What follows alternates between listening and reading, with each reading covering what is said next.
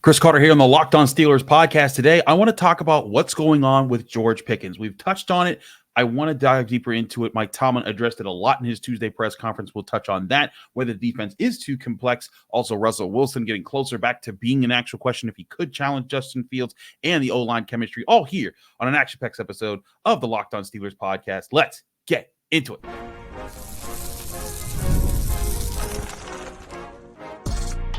You are Locked On Steelers, your daily Pittsburgh Steelers podcast, part of the Locked On Podcast Network, your team every day. Hello, and welcome to the Locked On Steelers podcast. I'm your host, Chris Carter, bringing you your daily dose of all things in the Pittsburgh Steelers. As always, you can find the show in your favorite podcasting apps and on YouTube. Like this video if you enjoy it. Subscribe to this YouTube channel to get all of your daily Monday through Friday episodes, as well as our bonus content. We thank you for making us your first listen every day, because we're your team every day. And today's episode is brought to you by Prize Picks. Go to prizepicks.com/LockedOnNFL. Use code all lowercase LockedOnNFL to win $50 instantly when you play $5. prizepicks.com/LockedOnNFL. All right, let's get into us Steelers fans, because we got a lot to cover today. Mike Tomlin's press conference was yesterday. I was there. I asked quite a few questions, and I got some interesting answers. And there's a few different things there that I think we want to touch on. But I have to lead on what's going on with George Pickens, because we've touched on this a little bit. But let's take a closer look. So Sunday night, the snap counts had obviously George Pickens was playing less than he'd ever been throughout the season. He played 34 out of 58 offensive snaps. That's 58.6%, lowest of the season he had so far. I think he was averaging somewhere around 75% for the season. I think the lowest he had was like 68%. So this was a drastic drop for George Pickens' snap counts. And so we were wondering, okay, why was that? Well, Mike Tomlin called it, quote unquote, load management, kind of like talking about what the NBA has. Granted, that was more of a word that we kind of planted on him, because he just said, hey, we're just limiting his snaps like we do for other players like Cam Hayward. And then I think one of us brought up load management. He kind of just ran with it. Yeah, if you want to call it that, fine. But as I said Tuesday, we don't buy that.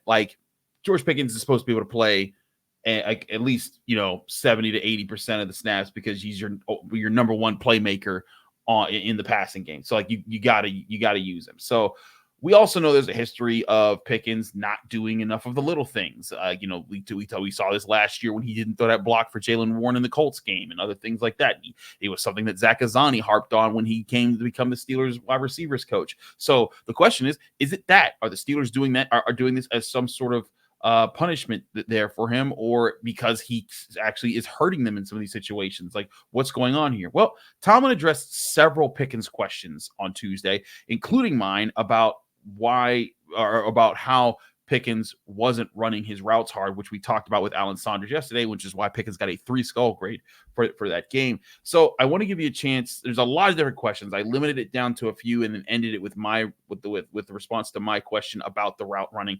But I wanted to give you a chance to kind of see how Tomlin was fielding the questions about Pickens, and we'll get to those responses. But here was Mike Tomlin when being asked about George Pickens yesterday at his Tuesday press conference. Snaps.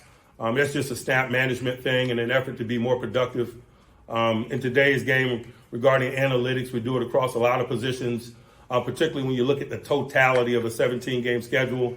I'd imagine Cam Hayward, for example, is playing less snaps than he has, just trying to grow and trying to get optimum productivity among some individuals, and going about the best means of doing so. And so that's probably a reflection of the snap totality of last week. Mike, the message on his eye black said "open effing always." It was an expletive written across his nose. He also yanked a Cowboys player down by the face mask after the game was over. Are those behaviors that are concerning, or things that you addressed with him throughout the week?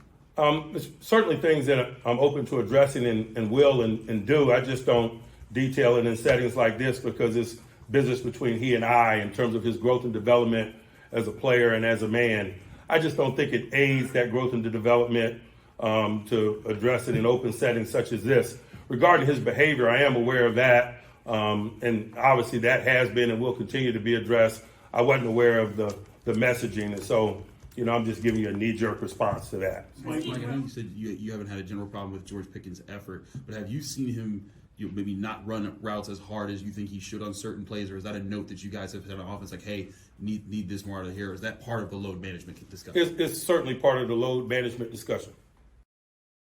So his response to my question right there definitely kind of ties together, like, hey, so yeah, the route running is tied to the load management thing. So then you can either take it at this.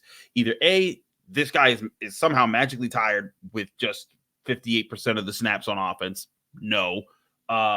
Or B, he's running these routes not well, and they're like, you know what? We're going to pull you back a little bit until you sharpen it up because we need you to sharpen it up, buddy.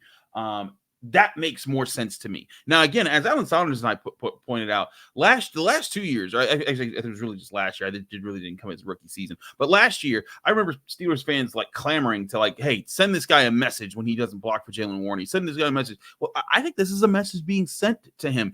And again, I think Mike Tomlin is criticizing or giving him criticizing him, giving him criticisms, getting on his case behind the scenes.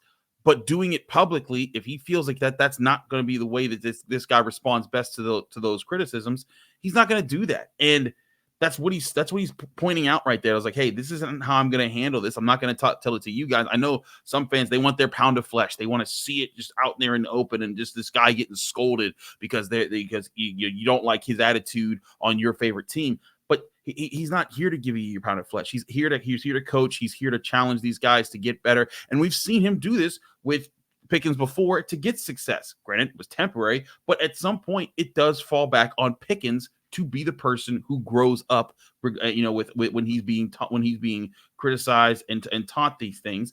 And I think that's the bottom line here. Now, if you paid attention to, say, the Adam Schefter podcast, which came out yesterday morning, George Pickens was like the final guest of the show. And I was like, wait, what? And so I turned around, I was like, okay, well, he definitely talked about some of these issues. There was none of that talked about on the show. It was all kind of, fluff conversations, no challenging topics.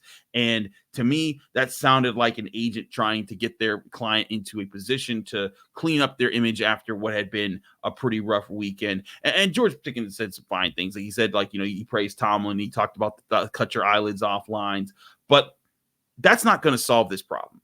Nor is just, ignoring it.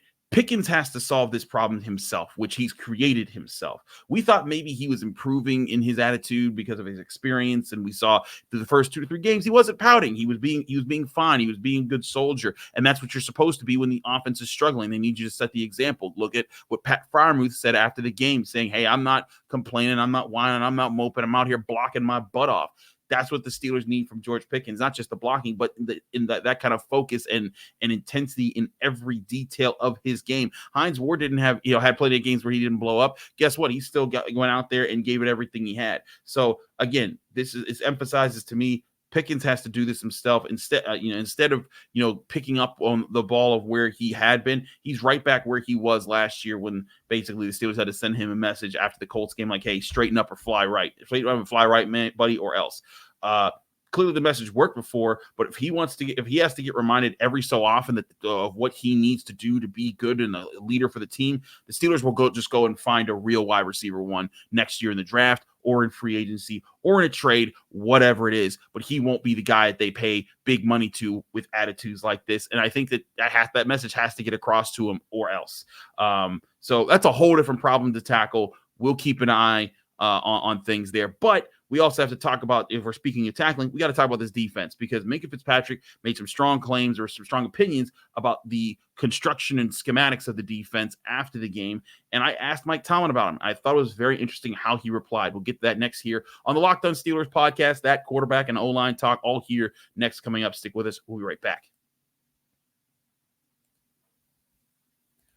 But first, I want to remind you this show is brought to you by Prize Picks. Prize Picks is the easiest and most exciting way to play daily fantasy sports.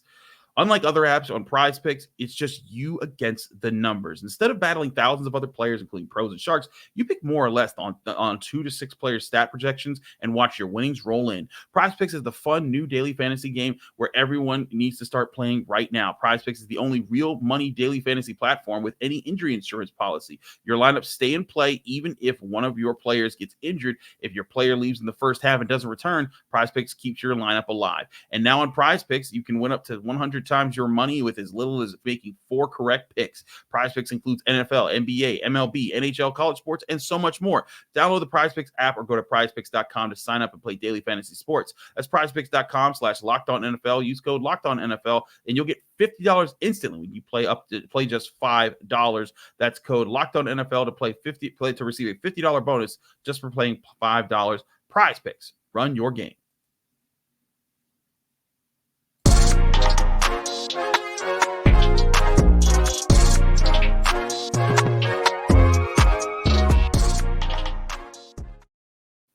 Back here on the Locked On Steelers podcast, I'm your host, Chris Carter. We get back into this show real quick. I'm going to flip to the defense. We'll get back to the offense because there's a lot to talk about there. But I want to talk about this point of the defense because this was something that I really tasked myself with. Hey, I want to know what Mike Tomlin thinks about this situation.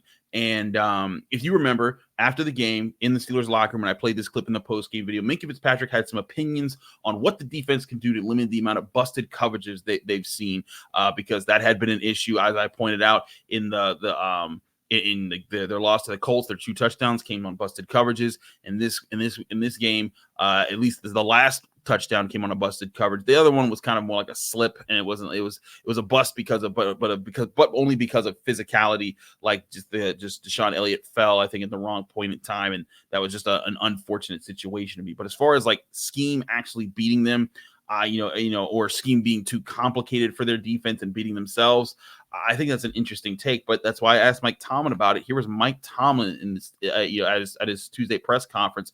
Actually, no, wait, excuse me. I apologize. I want to play back for you real quick what Minkah said exactly so you understand what he says. Then we'll play Mike Tomlin. Here's Minkah Fitzpatrick after the Steelers game in the clip that I was talking about. Towards the end of the game, they were running the ball well.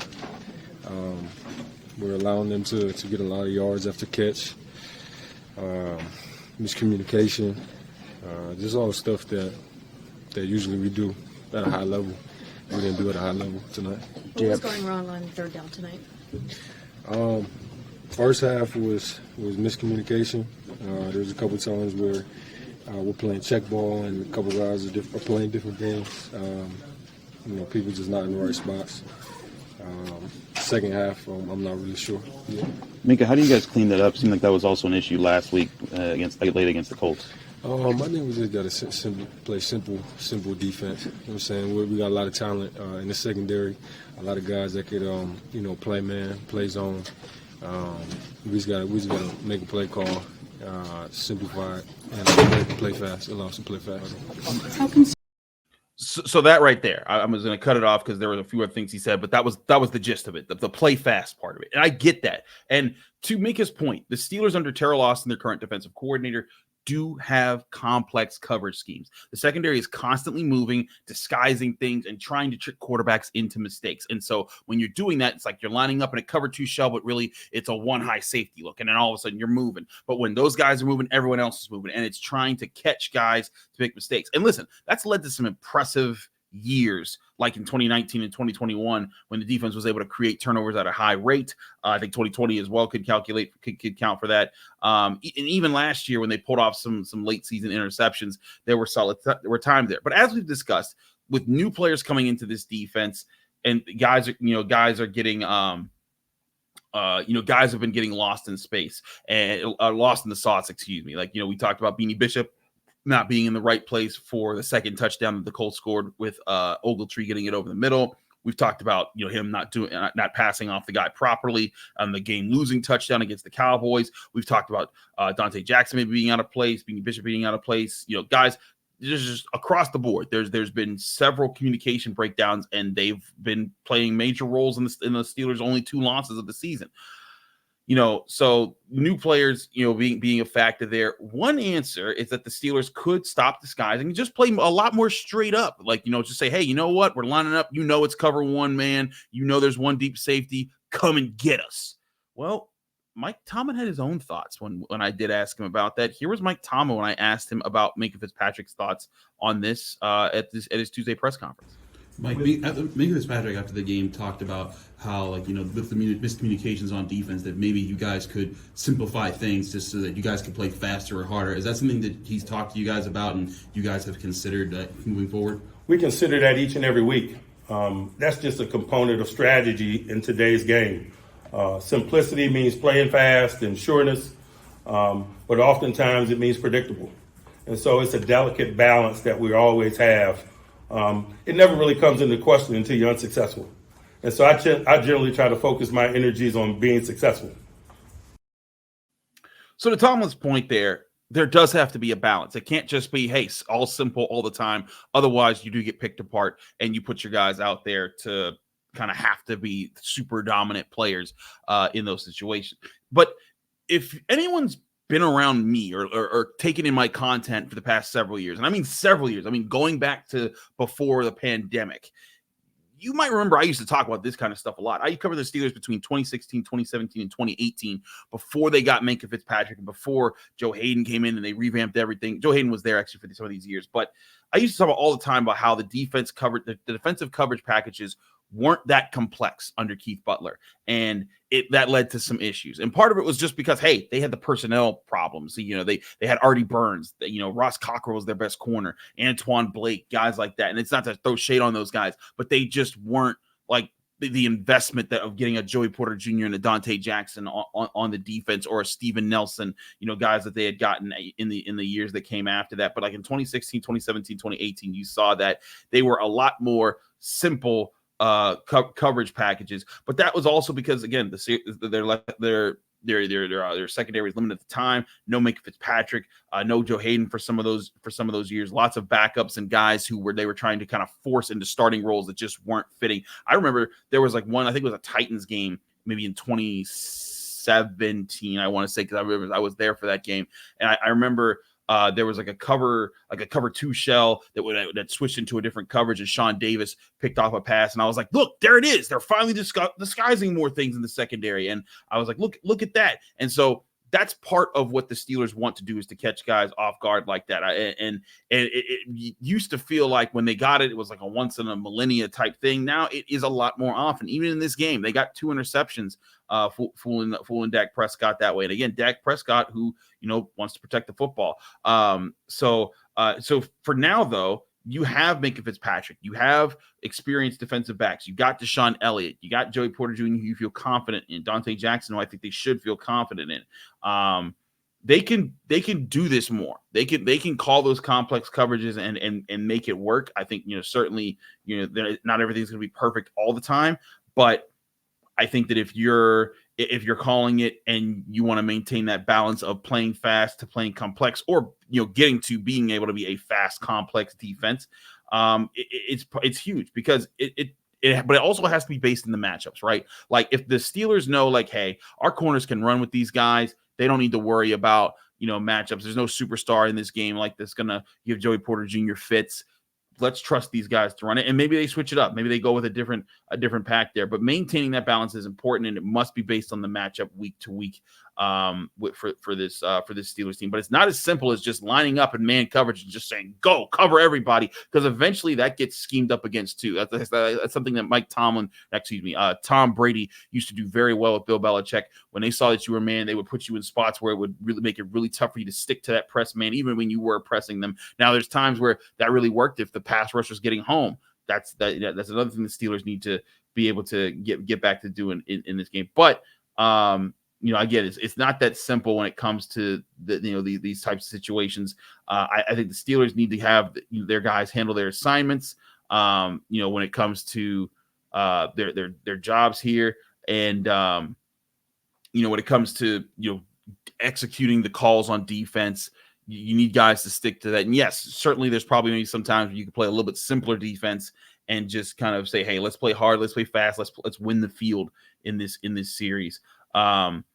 But I think that the ultimate thing you want is for the Steelers to be able to have these assignments ready to go and be like, okay, let's go execute them. Let's do this the right way so that you are running the complex defense and you're also playing fast. Do those things, and I think that the Steelers defense can be in a better spot. But I don't think that a grand change is coming when you hear Mike Tomlin talk about that. When I ask him about complaints when I ask him about that situation. So with all that being said, I want to get back to the offense because the Steelers defense does have things to clean up, but the offense is still the story because everyone's waiting to see what happens with that. I want to talk about this quarterback situation as it continues to get more interesting, and the offensive line and some things I had there. All next here on the Locked On Steelers podcast. I'm your host, Chris Carter. Stick with us. We'll be right back.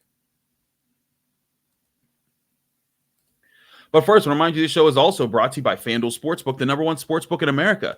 You heard about FanDuel all year long, and guess what? It's because they're America's #1 sportsbook. They give you all the odds, ends, and lines you could ever want. And when it comes to NFL, NBA, NHL, MLB, random sports, college sports, all of those things, FanDuel Sportsbook has got you covered. This week, the Steelers open as 3-point favorites against the Raiders on the road there. And with their money line at minus 164, the Raiders are at plus 138, and the over-under currently set at 36.5 points.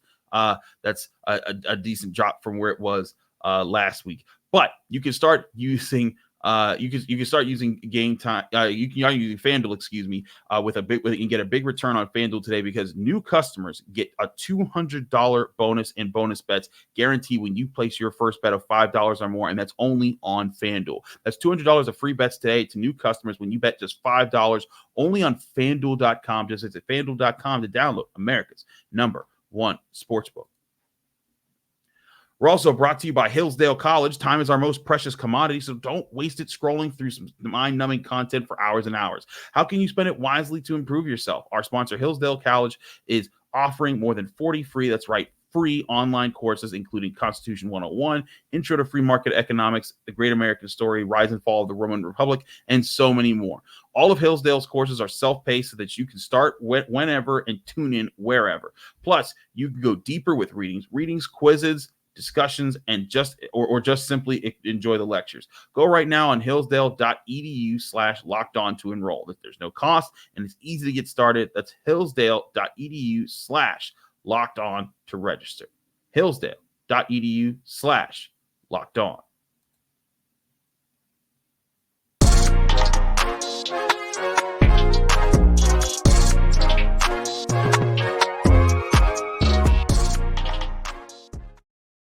Back here on the Locked On Steelers podcast, I'm your host, Chris Carter. We continue our show today. Let's address the quarterback situation before we move on to the O-line. I threw this in the back of the show because normally I lead with this, but I'm like, I don't think we need to lead with this. There's no change happening in my opinion yet.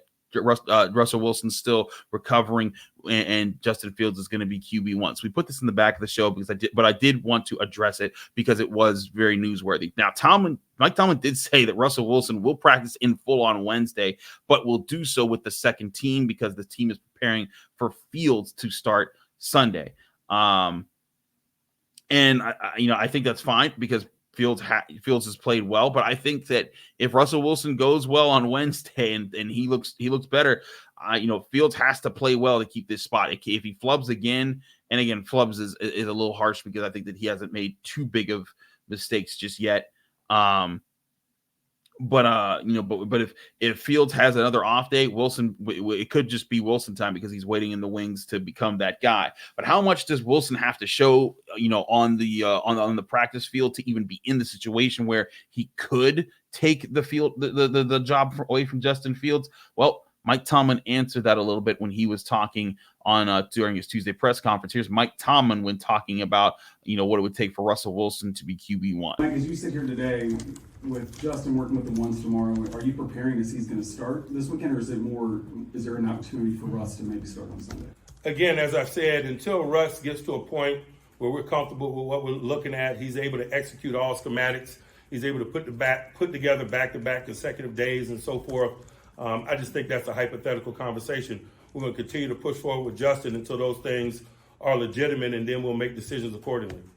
Mike, Minkah Fitzpatrick after the game talked about how, with the miscommunications on defense, that Apologies, I forgot to clip that part out of it because that was the Minkah Fitzpatrick question that came right after that. But you get the point there about Russell Wilson. He wants to see him do everything that he wants a quarterback to do, and that's as much as the codedness that is obvious about George Pickens and load management. I think that is legitimate for Mike Tomlin. He is like, hey, you went and got this guy. Remember, he was their quarterback of choice. They went and got him regardless of Kenny Pickett's situation. Then Kenny Pickett left. Then they went and got Justin Fields. So this team is going to give him a shot at some point. I've said that all along, but should they is a big question, and it's not an easy one. And I think that when you look at how the Steelers have shown progress throughout the season, especially through Justin Fields, you kind of want to see Justin Fields get the chance there. But again, I think that you're kind of in the same holding pattern that you have been in. The Steelers will make progress with one player while seeing what the other one has, in store for them, in the as they're warming up, Russell Wilson trying to figure out how he's going to get there and when he'll get there. Remember, he was supposed to play week 1 and then he re-aggravated or got a new injury in that point, and that's why we're here at this point right now. Either way, it's a wait and see approach for the Steelers quarterback situation. Nothing has changed, regardless of what anyone ever tweeted at you. It's still Justin Fields as QB1 until things change there, and we'll see how that plays moving forward with the Locked On Steelers podcast. But we also have to get to the other topic here that I wanted to address, and that's the offensive line, because they have certainly struggled. Now, Sports Information Systems, which does a lot of great charting on the NFL, Sports Information Systems ranked. I went through and I ranked the percentage of passing plays which a quarterback is pressured, and the Steelers had a 36.6% on their total quarterback plays where they've faced QB pressure, and that's the 6th highest, like the 6th worst of teams that deal with percent, how often teams are pressured there. Now the total numbers are a little bit lower because there's less offensive plays for the Steelers, but again, that's why I went with that. But let's go with let's keep up with the offensive line here. Justin Fields, especially in his last game, has shown, hey, things aren't, he's a lot better when he's not under pressure. If you go look at like his numbers, he had a pass rating of like 119 when he wasn't pressured on Sunday. That dropped to 80 when he was pressured. And I think that that's part of what the Steelers are trying to manage a little bit there with how they're handling this situation. But so what can be done to fix this offensive line? Because they're giving up pressure. They're the ones that are allowing the heat through. It's not that's not on Justin Fields, and it will not be on Russell Wilson whenever he does get out there, if he gets out there. What can be done? Well, the Steelers offensive line, I think the starters kind of are who they are at this point. There's not much personnel changes coming, but I do think this unit does need to come together, and I think that there's a chance that they can improve when they come together. We always said the Steelers were lucky over the past couple seasons with the offensive line, staying mostly healthy and mostly injury-free, and now this year it's been a mash unit with injuries left and right.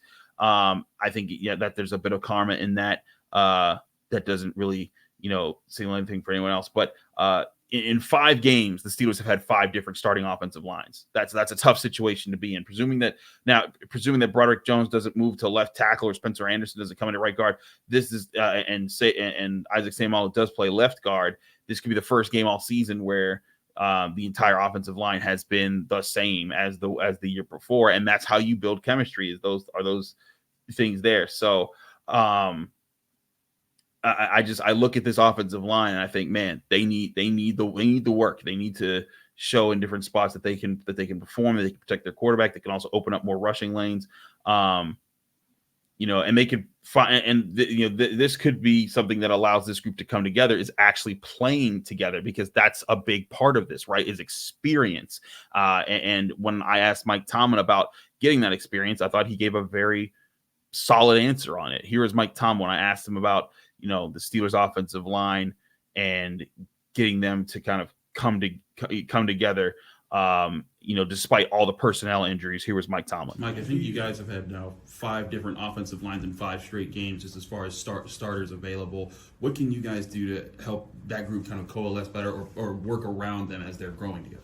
I'm not displeased with how they're functioning, to be quite honest with you. It may affect us at the beginning of games. I know you guys have asked a lot about the lack of fluidity in some of our starts, and sometimes it's just that. We've had a Rolodex of a lineup, but we won't allow it to be an excuse for us. It won't affect our ability to secure victory over the course of 60 minutes. Oftentimes, it just takes a little while as a collective, a particular collective, to warm up to the work that needs to be done within the stadium. And so that's how it's been. We haven't started with the fluidity that we'd like, but over the course of 60 minutes, it always seems to smooth out and position us to win. And I think that's been the case more recently as well. In the meanwhile, we're getting quality experience from some young guys, and they're proving that they're capable and that they belong. And so that's exciting. As we get guys back, I think we're really going to benefit from some of the challenges that have come with some of the rotations that you mentioned. So if you remember, all throughout the offseason, there's a lot of excitement with this offensive line. Troy Fautano, Zach Frazier, Broderick Jones, all these guys, Mason McCormick even coming in. And I said, look, there's a lot of excitement there, and there's a lot of hope that they can put it together. But this is an offensive line that's going to be young. It's going to take time for them to come together and figure this out and become this really good unit. Now, they can show some better signs early on, but, again, it's going to take time. And why do I know that? Because I saw it take time for Marquise Pouncey and David DeCastro and their group of offensive linemen to find their rhythm at the time. It's going to take time for these guys. I think the Steelers are kind of managing the situation, but they're also building experience with these guys to make them maulers for the future. But to Tomlin's point, they've all been getting experience. Mason McCormick's been getting experience. They've been getting their look there. I think that's a really good thing. If they're able to capitalize on the lessons they're learning, it could make them a much better unit once they get settled and the Steelers offensive line just escorts you out the club. Every time that you're matched up with them. And if they get that done, great for them. I think that's where I think that's where this offensive line could really, do much better, is be more physical, but be on point. And part of this, again, the coalescing, the thing, it's all about stepping at the same time, understanding where each other are going to be, being comfortable with what you're doing, but also being comfortable with what the person next to you is doing. That's what good offensive lines do. This offensive line, again, hasn't had a game where they could build off of that and say, okay, everyone's been the same from week to week. That's what the Steelers offensive line you're hoping can happen if they can just stay healthy for a week or two, and look at that. But I think that's what Tomlin's getting at there. While they're all getting experience, they can capitalize on the lessons they're learning, it could make them a much better unit, but they have to do that sooner rather than later, or it's going to start contributing to more losses for the Steelers and kind of erase their really good start that they had to the season. Steelers would need and remember, the Steelers want to be a power run team. They want to be a team that dominates the line of scrimmage. To get that powerful identity, you got to have this chemistry. You got to have this stuff. It's stuff that they're working through. And Mike Tomlin did seem encouraging about what he's seeing there. We'll see if we actually see any chemistry develop there on the Steelers offensive line in the coming days.